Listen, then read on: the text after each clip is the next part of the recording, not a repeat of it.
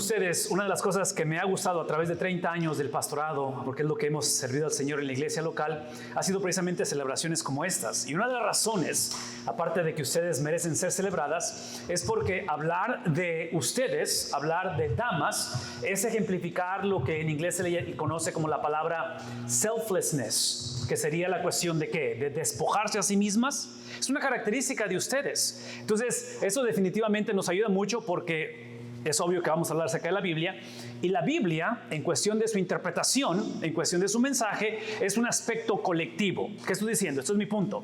De que trágicamente somos una cultura hoy en día, y estoy hablando de la cultura en general, de que cuando nos acercamos a la Biblia o a cualquier otra experiencia, típicamente se trata de mi persona.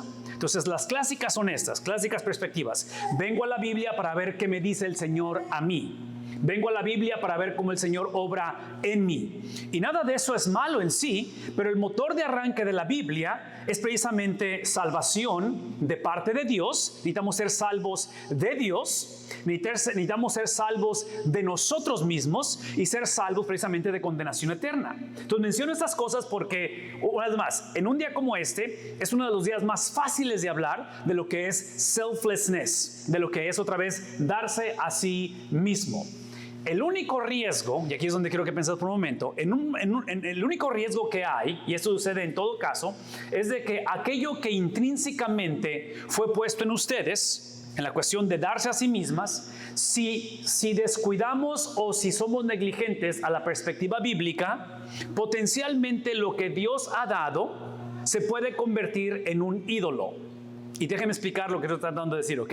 Porque otra vez, quiero que esto quede bien claro. Por ejemplo, es obvio que es una bendición de nuestro Dios el poder ser madre. Ustedes saben que muchas mujeres no han podido ser madres.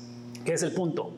De que el privilegio de ser madre tiene que ser contextualizado, donde lo más importante para la mamá, aparte de Dios, debe de ser su esposo. Porque lo mejor que le puedes dar a un hijo es precisamente un matrimonio saludable. ¿Están de acuerdo conmigo o no están de acuerdo conmigo? Entonces, menciono eso porque trágicamente la cultura en que vivimos, si ven los comerciales, nunca dice cómo ser la mejor esposa. Es cómo ser la mejor, ¿qué cosa? Madre.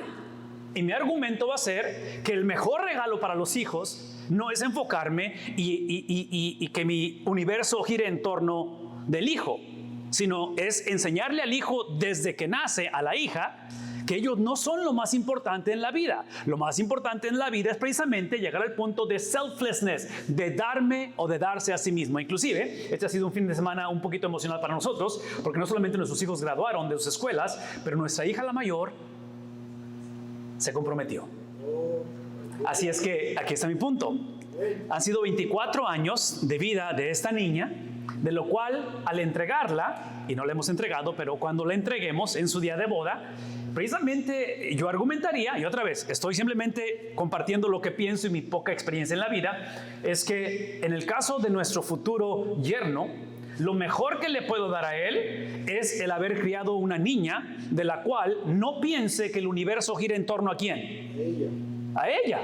Porque, otra vez, una de las mejores maneras de lastimar al futuro yerno o a la futura experiencia en la vida de construir la vida de estos muchachos es precisamente criarlos o formarlos con lo opuesto a lo que estamos celebrando en esta ocasión. Inclusive, el ir a la palabra de Dios, una vez más, el apóstol Pedro, que es donde quiero que vayan conmigo, el apóstol Pedro, en su primera carta, capítulo número 3, si tienen una Biblia, me encantaría que la abrieran, capítulo 3 de primera de Pedro, Pedro va a hablar a las mujeres, pero escuchen lo que voy a decir, va a hablar en un contexto, va a hablar desde una perspectiva donde importante que es el hablar a las damas, les habla a las damas desde una perspectiva amplia, donde no se trata de mí, no se trata de ti, se trata de nosotros. ¿Captamos lo que estamos diciendo aquí? Se trata de nosotros. Ahora, por favor, escúchenme, porque ese es donde vamos por los próximos minutos. Cuando tomamos lo que Dios intrínsecamente nos dio, y es obvio que las damas tienen algo intrínseco, hay cosas que Dios ha creado en ustedes que estamos celebrando precisamente en esta mañana. Hay cosas que ha puesto en el varón, que son únicas de varones en ese aspecto. Cuando esas cosas son eventualmente exaltadas, idolatradas y potencialmente satanizadas, es cuando eso que intrínsecamente fue dado lo descartamos o lo desconectamos de la palabra de Dios. ¿Qué estoy diciendo? Eso es lo que estoy diciendo. Y quiero ilustrar esto de una manera un poquito negativa, pero lo voy a considerar como quiera, porque esto es lo que hemos visto que le ha sucedido a las mujeres. Ahora, dame un ratito, por favor, porque voy a ponerles una lista no placentera, pero quiero, antes de que escuchen eso. En mi experiencia personal de ser hijo de mi mamá, ser esposo de mi esposa, obviamente, ser hermano de mis dos hermanas, nada más tengo dos hermanos, no tengo hermanos, y ser padre de dos niñas. Vean lo que acabo de decir: hijo de mi mamá, esposo de mi esposa, hermano de mis hermanas y padre de mis niñas. Si pudiera yo resumir mi experiencia con las mujeres, es que las mujeres son, en inglés decimos doers. They get things done. Típicamente a los varones nos caracteriza, yo diría que imaginarnos cosas, planear cosas, pero si no están ellas, no se hacen. Queda nada más platicado el asunto, que es mi punto. Que lo que estamos por mencionar en la palabra de Dios, por eso está la frase, lo que le sucede a las mujeres, es que lo último que yo deseo que hagamos esta mañana y el resto del año y el resto de nuestras vidas, al ser seguidores de Jesús, es que pensemos que el Evangelio es lo que hacemos nosotros. Lo que es el Evangelio es lo que nos sucede a nosotros. Quiero decir una vez más, ¿ok? El conocer de Cristo no es que un día te levantaste y dijiste, estoy cansado de esta vida, toqué fondo, la situación que tuve, mi ex marido, y otra vez, no minimizo tus experiencias, pero el Evangelio no es tu experiencia, el Evangelio es la experiencia de Cristo, la cual es la experiencia de Cristo, es lo que te sucede a ti. Pablo dice en Efesios que es por gracia que somos salvos a través de la fe, no por obras, para que nadie piense que en un día como este, como de las madres simplemente tienen que pasar como si fuera un iPhone, de una versión 7.5 a versión 8, a versión 9, a versión Plus. ¿Me explico? Porque muchos pensamos que ese es el Evangelio. El Evangelio nada más empezar a mejorar la situación, y trágicamente cuando hacemos eso y pensamos que el Evangelio o el ser madre o el ser padre o el ser joven es lo que hago en lugar de lo que me sucede, es cuando entramos en un momento dado en dos posibilidades, dos extremos. Es como un péndulo que se mueve para uno y para otro. Uno es frustrarnos y llegar a un punto en el cual self-esteem, dices, nunca seré lo suficiente, porque nunca alcanzo. Inclusive, mucha predicación hoy en día, mucha predicación hoy en día se trata de que alcances tus objetivos, de que descubras tu potencial, de que llegues a esas metas. Trágicamente, muchos matrimonios hoy en día, en la relación conyugal, el esposo o la esposa ve a su cónyuge como que si lo está deteniendo. ¿Saben de qué estoy hablando? Entonces muchas veces el divorcio se lleva a cabo porque me estorba o me estorbaba a él, porque él no me ayuda a alcanzar mi potencial. Y una vez más, escuchen lo que estoy diciendo. Por un lado, la cuestión de self-esteem, low self-esteem que llamamos, ¿verdad? El autoestima. Por otro lado sería el otro aspecto. ¿Cuál sería? ¿Cuál es lo opuesto a autoestima bajo? ¿Narcisismo? ¿Pensar que soy el centro del universo y que le hice un favor a Areli con casarme con ella? ¿Que soy el regalo de Dios para su vida? ¿Saben de qué estoy hablando? Ok, vean tantito.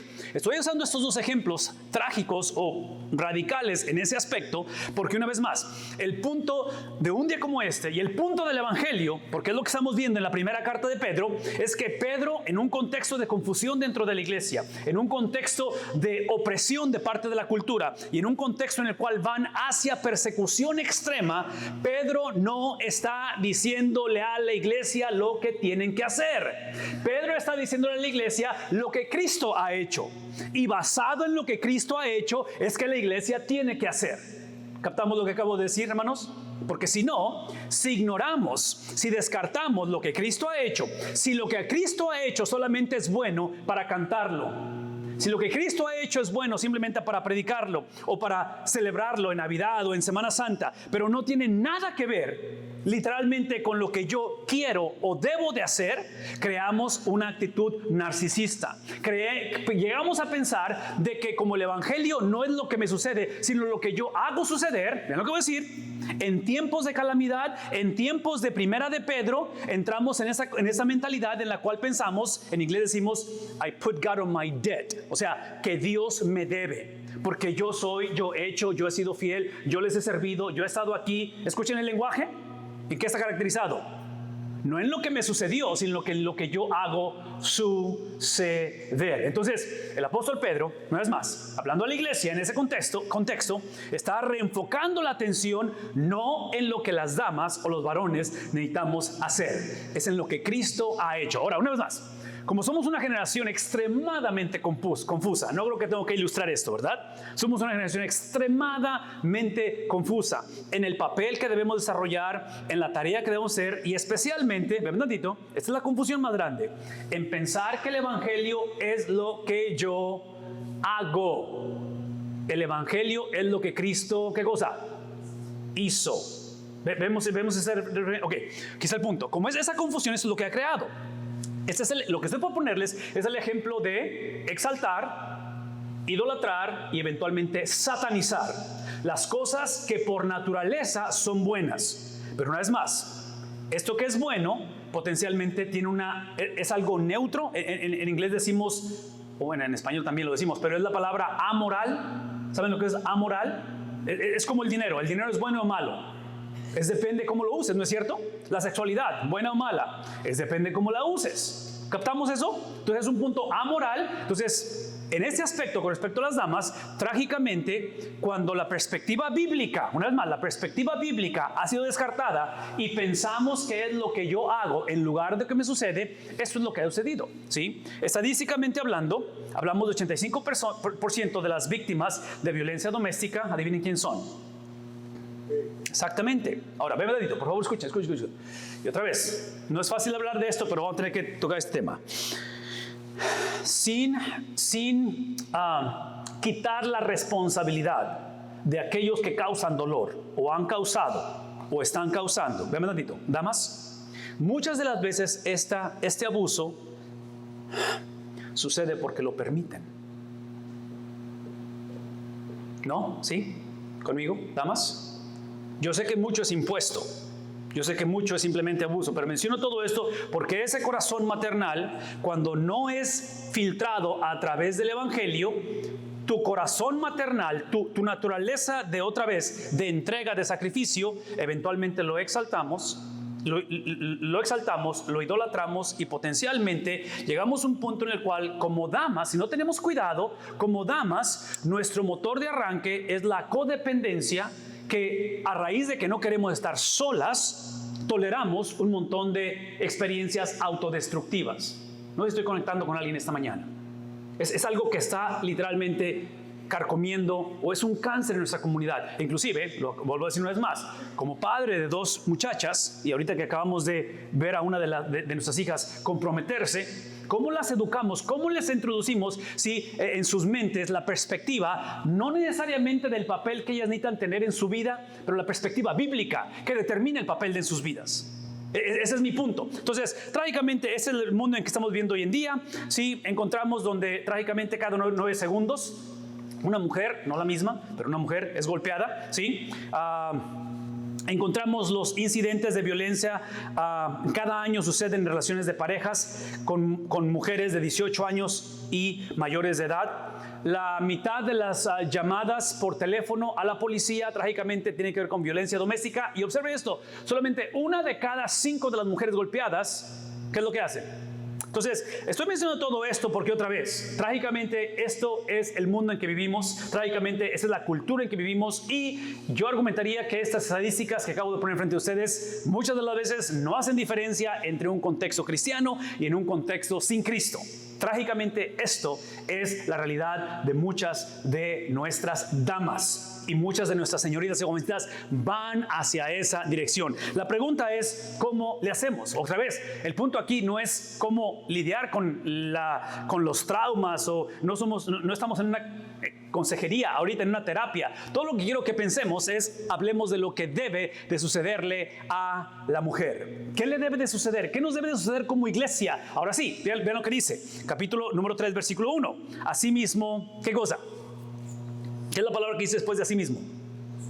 Una vez más, escúchenme por favor, ¿sí? No está diciendo a sí mismo tú, porque la tendencia de cada uno de nosotros es buscar la iglesia que se acomoda a mí, es buscar, es un lenguaje individualista. La Biblia lo que hace es que empieza a crear este aspecto de comunidad, este aspecto corporal, donde si soy salvo, si conozco de Cristo, mi salvación es para la salud de la iglesia. ¿No sé si está claro eso? Soy salvo no simplemente para evitar el infierno e ir al cielo. Soy salvo. Entonces, traduzcan lo que estoy diciendo, porque si estamos creando una generación de jóvenes señoritas que la subcultura o el ADN de cómo se respira la vida en el hogar y la vida en la iglesia, donde existo para la salud de alguien más, una vez más, piensen en términos de cómo serán esos matrimonios. Cuando trágicamente es a la inversa. La inversa es, me caso contigo, vengo a esta iglesia, soy parte de esto, si me beneficia, ¿a quién? Entonces, observen el lenguaje. Asimismo, ustedes, la perspectiva bíblica, como no es nada más de ellas, es que lo que ha hablado desde el capítulo 2 es que habló de la relación de ciudadanos cristianos con gobiernos paganos, cómo van a interactuar, qué acerca de esclavos o trabajadores con patrón o con amo, un esclavo o un trabajador cristiano en un contexto de trabajo no cristiano o no ético. Estamos en ese contexto de tres cosas, otra vez ciudadano con gobierno, trabajador con empleador o patrón, y ahora es esposa cristiana con un esposo, ¿qué cosa? No cristiano. ¿Cómo va a desarrollarse esa experiencia? Y esa es la manera en que lo va a describir. Dice él, asimismo ustedes, ¿qué cosa? ¿Damas? ¿Qué hay que hacer? Ok, eso se le llama un imperativo, ese es un mandato. Esto no es para que lo consideren y a ver qué piensan, o con quién se casaron, o si se casaron, o están casadas, o nada más están unidos, o están pensando en casarse. El concepto aquí está hablando acerca de algo que tiene que ver con una definición militar. Es un término militar esta cuestión de sujeción. ¿Por qué? Es la cuestión de estar debajo de autoridad. Y no es más, esto no es nada popular. Esto trágicamente, si lo conectan con las estadísticas de hace rato, yo argumentaría que mucha de la reacción en cuestión de sujeción o de someterme es procesada a través de que la última vez que me sujeté, la última vez que traté de someterme y permitir que él fuera la cabeza del hogar, adivinen qué sucedió. No funcionó esto. No funcionó esto. Entonces, una vez más, acuérdense, no estamos hablando de tu experiencia, estamos hablando de la experiencia de ¿quién? ¿De quién? De Cristo. ¿Recuerdan eso? No se trata de tu experiencia es importante, pero lo más importante es la experiencia de Cristo. Por lo tanto, cuando se trata de sujeción, adivinen quién es el modelo a seguir en cuestión de sujeción. Eso es lo que le llamamos las matemáticas de la sumisión. Y ustedes recordarán y han sabido, este fin de semana que andábamos de viaje, entré al hotel y había estado fuera casi la mayor parte del día, y llegué al hotel, y cuando llegué al hotel me encontré una bolsita de pretzels. Nada más que los que me encontré tenían glaseado, se dice. Lo blanco que se le pone a mí me gustan los pretzels, pero esos me llevaron ante la presencia de Cristo. Cuando los probé dije, oh my goodness. El punto es este: cuando hablamos de las matemáticas de sumisión o de sujeción, como no se trata de tu sujeción a tu esposo o de tu hija al futuro esposo, escuchen lo que decir, se trata de la sujeción de ¿quién? De Cristo. Entonces, quien modela esto es entender que es una sola galleta o un solo pan, como le quieran llamar, un pretzel, es un solo Dios, pero ¿cuántos agujeros hay? Ahora, observen la foto, porque así son los pretzels. Cada agujero es diferente. Vemos que no hay, que no son exactamente iguales. ¿Qué es el punto? Que en cuestión del Dios trino, del Dios que es Padre, Hijo y ¿qué cosa? Espíritu Santo. Observen esto. Todo lo que podemos hacer es hablar de sus distintivos. No podemos separarlo. Un ejemplo, rápidamente. ¿Recuerdan la historia de Zaqueo? Zaqueo, ¿sí? Aquel que se subió. Ok, escuchen. En cuestión de Zaqueo, y menciono esto porque hablamos de un Dios que es un solo Dios, un solo pretzel. ¿Cuántos agujeros? Son 3 personas. Pero en el caso de Cristo, observen esto. ¿Cuántas personas hay en Cristo? ¿Cuántas naturalezas? 2. Naturaleza humana y naturaleza, ¿qué es mi punto? Aquí está. En la cuestión de Zaqueo, por ejemplo, en cuestión de Zaqueo tenía que subirse a un árbol y tener un poquito el contexto de la historia, pero el punto es que humanamente hablando, Cristo no lo conocía. Humanamente hablando. Pero divinamente hablando, ¿adivinen qué? Cristo lo conoce desde antes de la fundación del mundo. ¿No? ¿Sí? ¿Conmigo? A ver, ayúdenme. Estamos conectando pero aquí está el punto. Podemos hablar del distintivo que, como Dios mismo, que es Cristo, conocía a Zaqueo desde antes de la fundación del mundo, ¿verdad? Pero humanamente hablando, el Cristo que va caminando, que olía a judío, caminaba como judío, hablaba como judío, su acento era de judío, ese no conocía a Zaqueo. Entonces, mi punto es que solamente podemos hablar de los distintivos de cada naturaleza de Cristo. Lo que no podemos hacer, adivinen qué es: separarlo.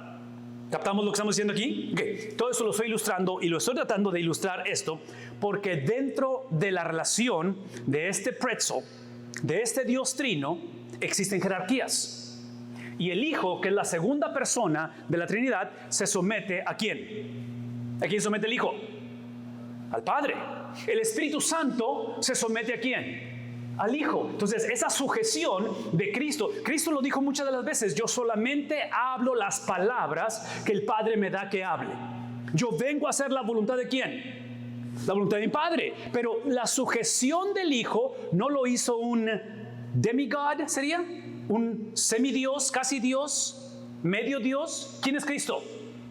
Cristo es, dígalo conmigo, Cristo es Dios. Entonces, su sujeción no alteró su esencia. Ese es mi punto. ¿Captamos? Entonces, observen lo que estoy diciendo, porque en cuestión del papel de la mujer, el papel en el hogar, ¿sí? Es la cuestión de que está pidiendo esa sujeción, de tal manera que esa sujeción a sus maridos, de modo que, aquí está, el punto no es sujeción por sujeción, el punto no es porque la cultura dice que tienes que sujetarte, el punto no es porque, y puedes empezar a dar toda tu explicación de por qué te sometes y cómo mamá fue y la abuela fue y siempre callada y sumisa y no sé qué otras palabras o descripciones poner de esa generación, pero aquí es el punto que está poniendo él en cuestión de el de modo que tiene que ver con el propósito de la sujeción.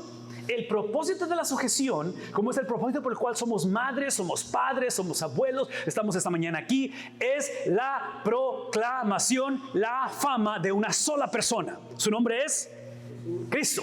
Ese le llama evangelismo. Cuando hablamos del Sermón del Monte, ¿recuerdan el Sermón del Monte? Capítulo 5, capítulo 6, capítulo 7 del libro de Mateo. Es el primer sermón de Cristo que lanza su ministerio terrenal. Habla de bienaventuranzas. Ven tantito, por favor, escúchenme, esto es importante.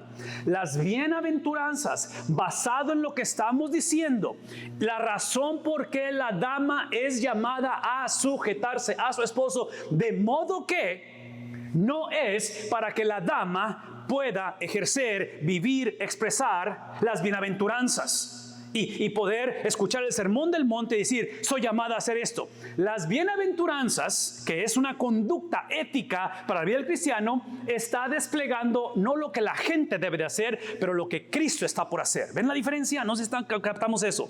Y menciono esto porque otra vez somos una generación que nos encanta.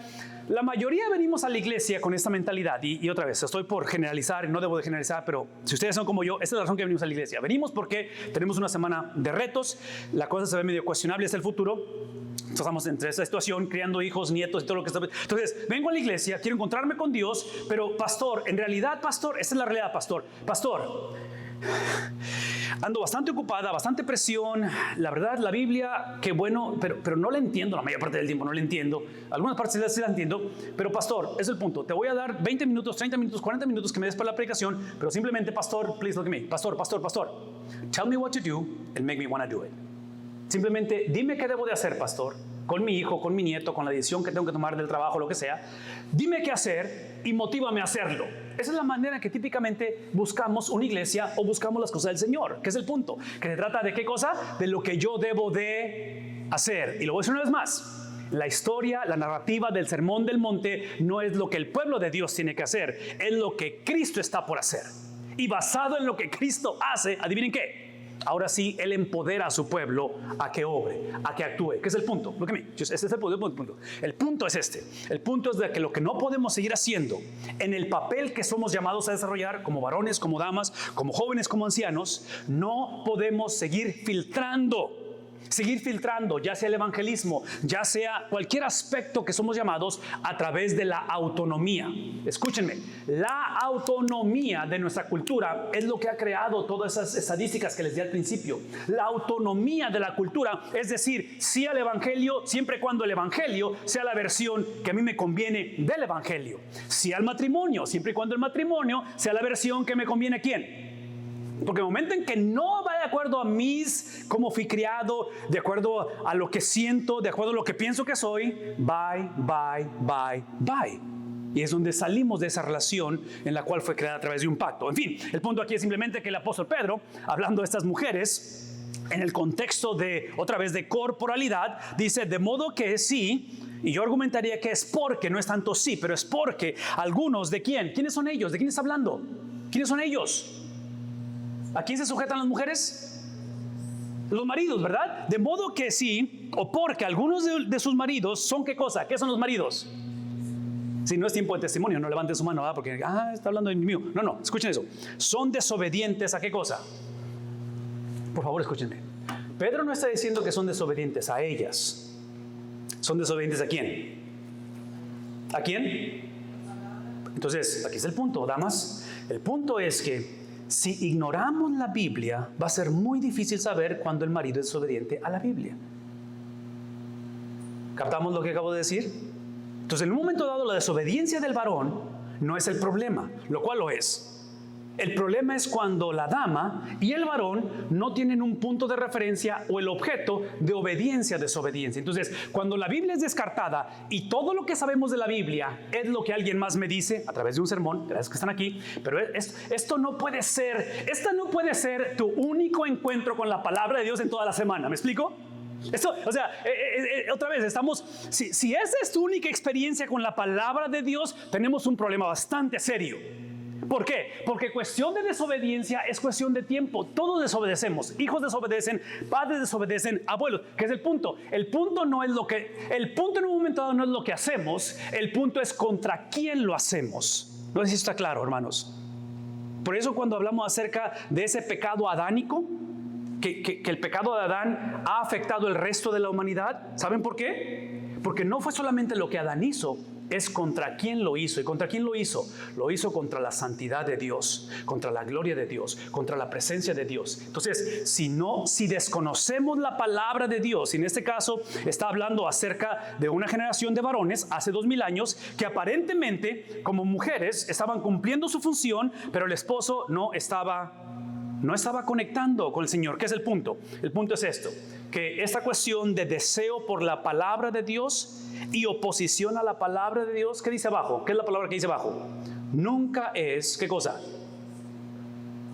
Nunca es circunstancial, nunca es porque las cosas se alinearon, no.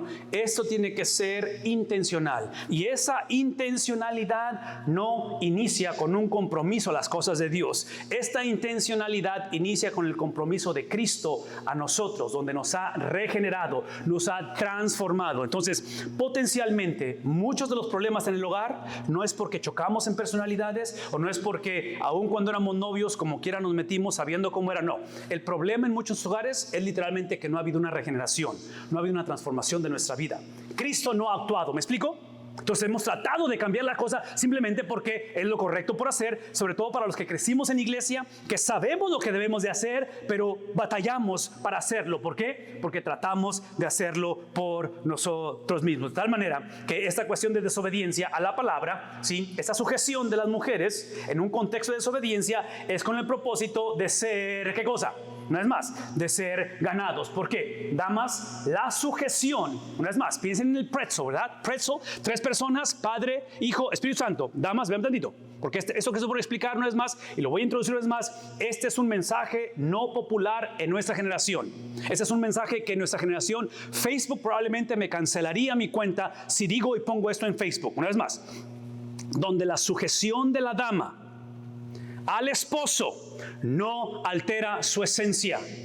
No sé si está claro eso, porque hoy en día piensa la gente, si yo me someto, eso me hace ser de menos importancia. Aquí está el punto. Esta cuestión de que sean ganadas las personas, que se ha ganado el esposo, tenemos que recordar que el propósito de tu sujeción como mujer es literalmente la salvación ¿de quién?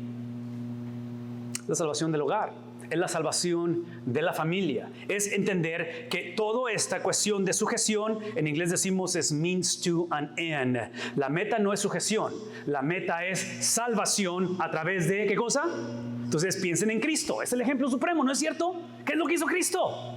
Dice Pablo en Filipenses capítulo 2, el que no consideró ni escatimó el ser el prezzo como cosa a que aferrarse, sino que es lo que hace. Literalmente se desprende, que esto es un misterio, se desprende sin perder su esencia, sin perder su divinidad, agrega humanidad y estando en la condición de un hombre se humilla y en condición de siervo, ¿qué es lo que hace? Literalmente se posiciona, ¿dónde está? Se posiciona en un madero donde el Antiguo Testamento dice que es maldito el que es puesto en un madero. ¿Qué es el punto? De que Cristo, su humillación tenía un propósito. Y una vez más, este es un día para ilustrar esto porque, damas, en la experiencia de haber dado a luz a sus hijos, fue un dolor inconcebible e indescriptible, ¿no? Damas, ¿sí? ¿Conmigo? ¿No? ¿Sí? ¿Por ahí más o menos? Dame un dedito.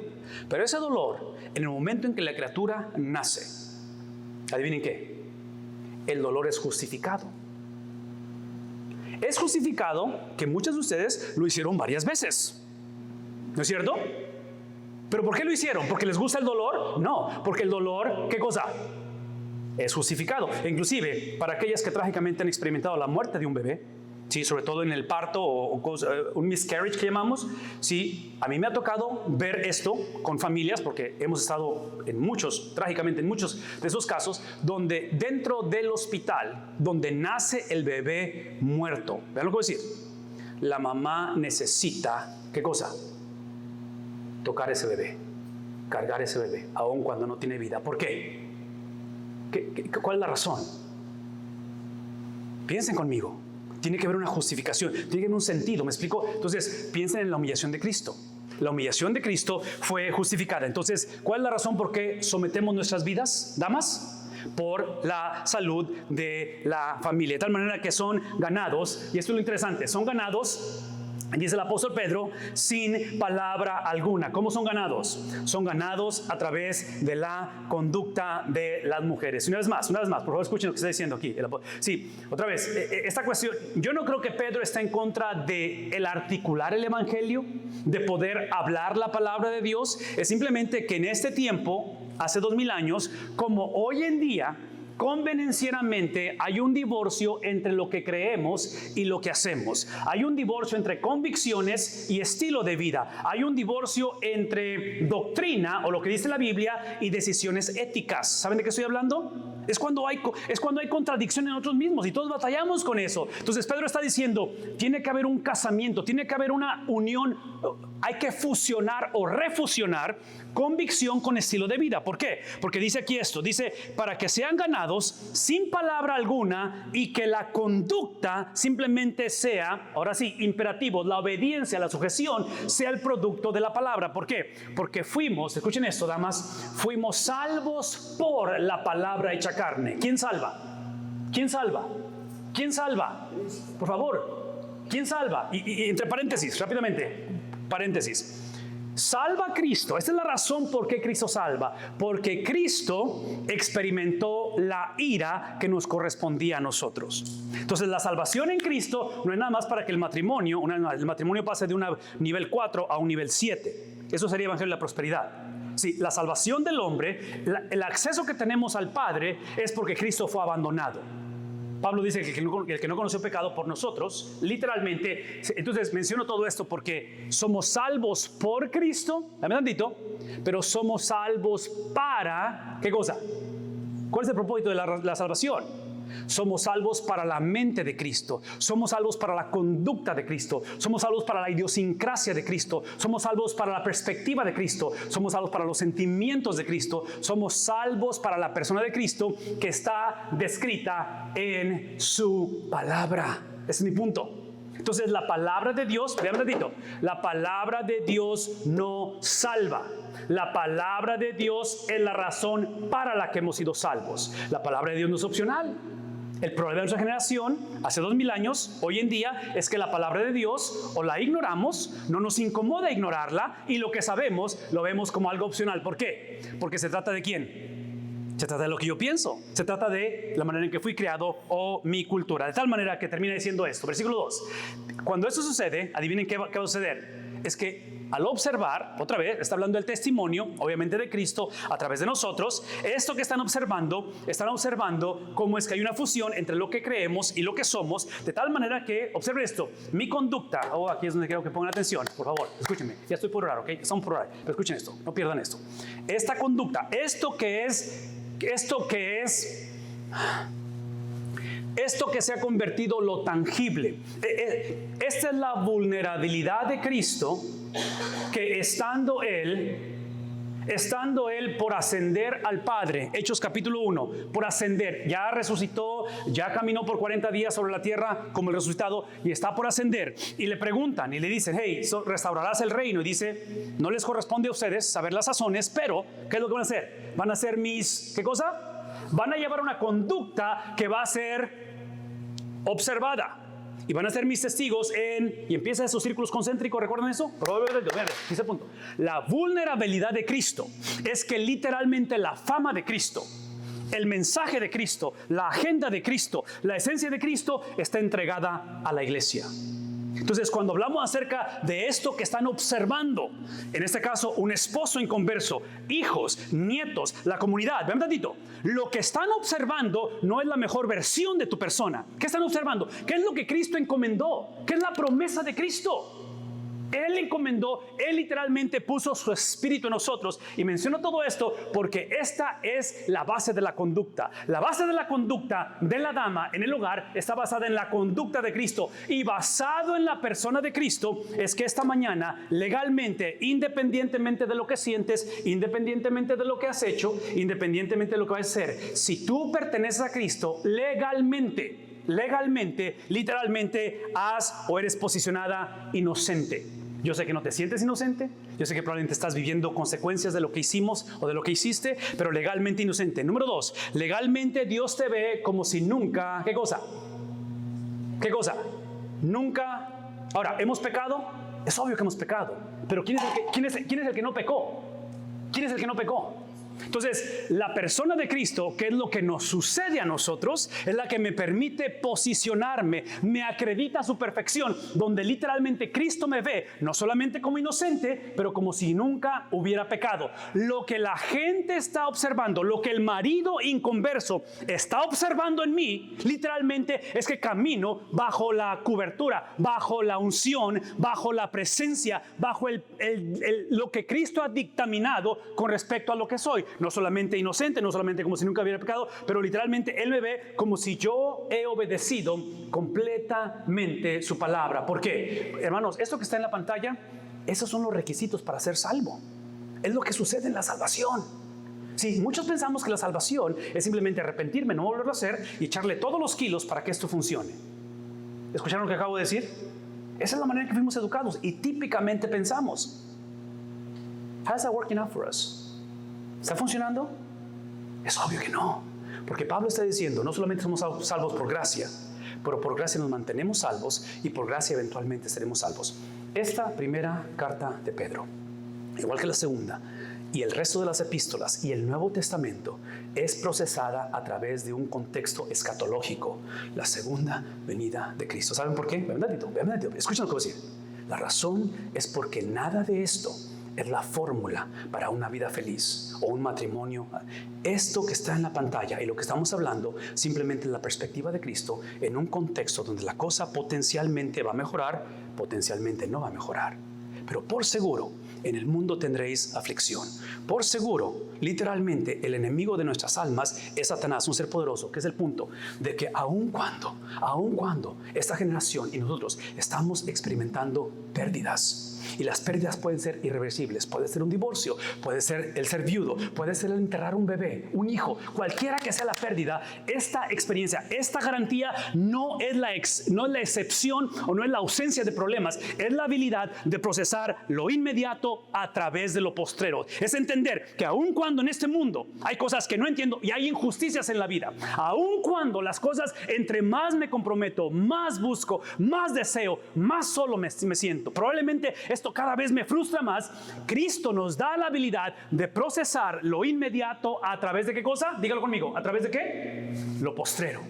a través de lo que está por venir. El propósito de todo esto, una vez más, es literalmente ese evangelismo y ese discipulado. Hermanas, esta es la invitación esta mañana. Es de que dice el apóstol Pedro, y que vuestro adorno no sea, ¿qué cosa? Otra vez, es la cuestión de que se enfoca en lo que somos, no en lo que hacemos. No es tanto que está prohibiendo prácticas culturales, pero quiere que se enfoquen en la esencia. Una vez más, ven tantito, la esencia está basada en esto.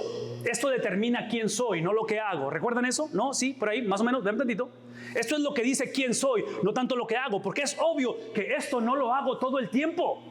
Por eso batallamos todos los días, ¿verdad? Pero basado en lo que Cristo ha hecho. Por eso es que nada nos puede separar de la mano de Dios. Por lo que Él ha hecho y es, escúchame tantito, es irreversible. En la Biblia tenemos lo que son imperativos, que son los mandatos, lo que tenemos que hacer, que están basados en lo indicativo, en lo que Él sucedió. Esto que está en la pantalla no es lo que tú hiciste, esto es lo que nos sucedió, ¿no? ¿Sí conmigo? Por favor, ven tantito.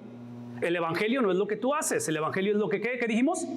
Es lo que hizo Cristo, es lo que nos sucede. Entonces el apóstol Pedro está diciendo básicamente que se enfoquen, que vean lo que les sucede. Es el adorno interno, ¿sí? En el cual está describiendo estas cualidades internas, de tal manera que si no hacemos eso, observen lo que hacemos con las cualidades culturales. ¿Qué hacemos con la cultura?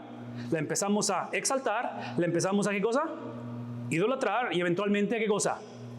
¿Qué estoy diciendo? Que empezamos a depender precisamente de cómo nos vemos, cómo nos tratan, cómo nos afirman o cómo nos rechazan. El apóstol Pedro, simplemente hablando de esta iglesia, dice, eso es lo que quiero que dejen. Y empieza a describir estas cuestiones externas en peinados ostentosos, lo cual yo nunca batallaría con eso, ¿verdad? Joyas de oro o vestidos lujosos. Versículo 4, sino, contraste, sino, que sea el, ¿qué cosa?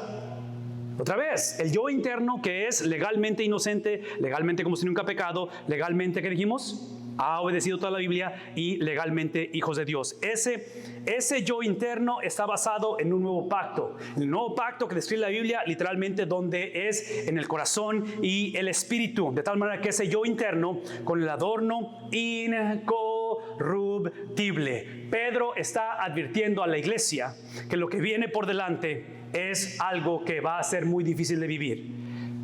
Dificultades.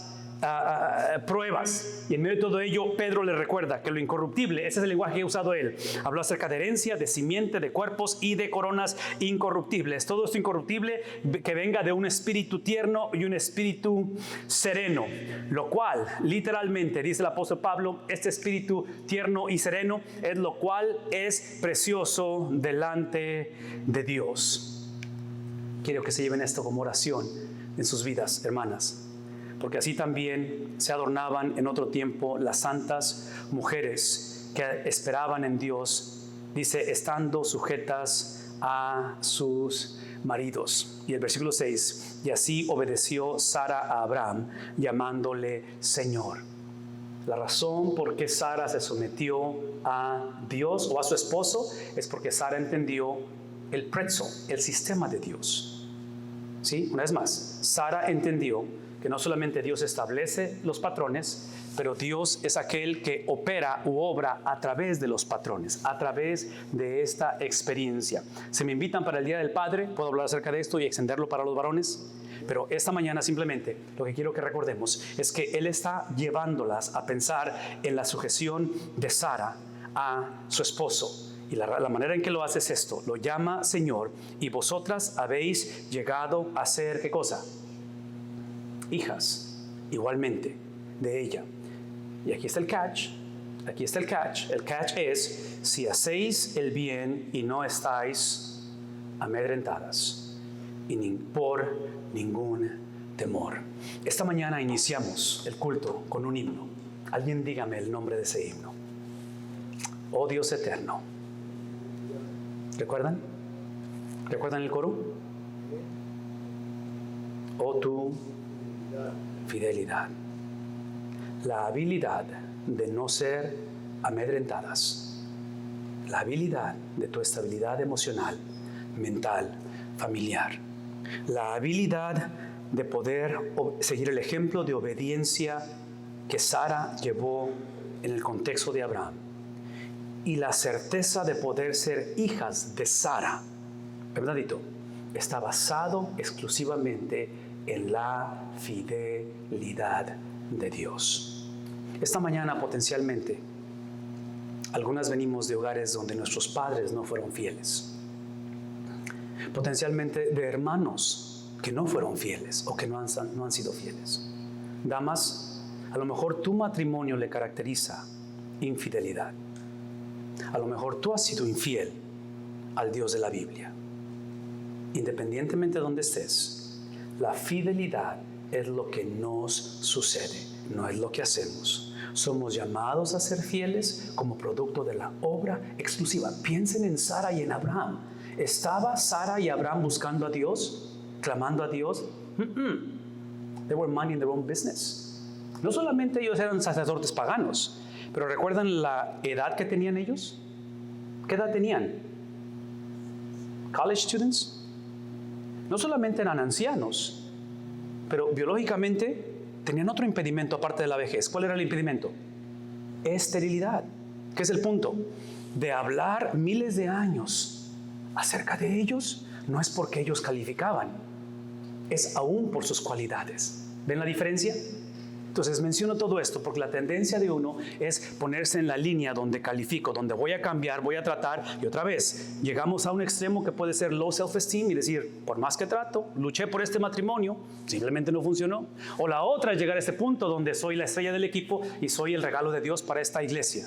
¿Ven la experiencia? ¿Ven los extremos que estamos hablando? Observen este pasaje. Observen que la intervención de Dios en Abraham y en Sara es exclusivamente el carácter de un ser supremo. Su nombre es Cristo, manifestado a través de la unción de escoger a este varón, en el cual cuando le hace la promesa de Isaac pasan 25 años para cuando Isaac nace, y en 25 años, ¿saben qué es lo que sucede con Abraham y Sara? Hay infidelidad. La vida de Abraham y Sara no les caracteriza fidelidad a Dios. Entonces, ¿por qué tenemos el nacimiento de Isaac? ¿Por qué el nacimiento de Jacob? ¿Por qué los 12 hijos? ¿Por qué dentro de esos 12 hijos viene la simiente que es Cristo? ¿Por qué? ¿Por qué? Porque Cristo, porque Dios, porque su Espíritu es fiel. Porque la esencia es la fidelidad de Él. Y por eso está diciendo el apóstol Pedro, en un contexto de conflicto, en un contexto de pérdida, en un contexto donde hay abuso en el hogar, en un contexto donde el gobierno no está cooperando, en un contexto donde el empleo no es el ideal, dice, es así que ustedes llegan a ser hijas de ella, y si hacéis el bien y no estáis amedrentadas en ningún temor. No van a depender de lo que ustedes hagan, van a depender de lo que hizo literalmente Cristo en ustedes.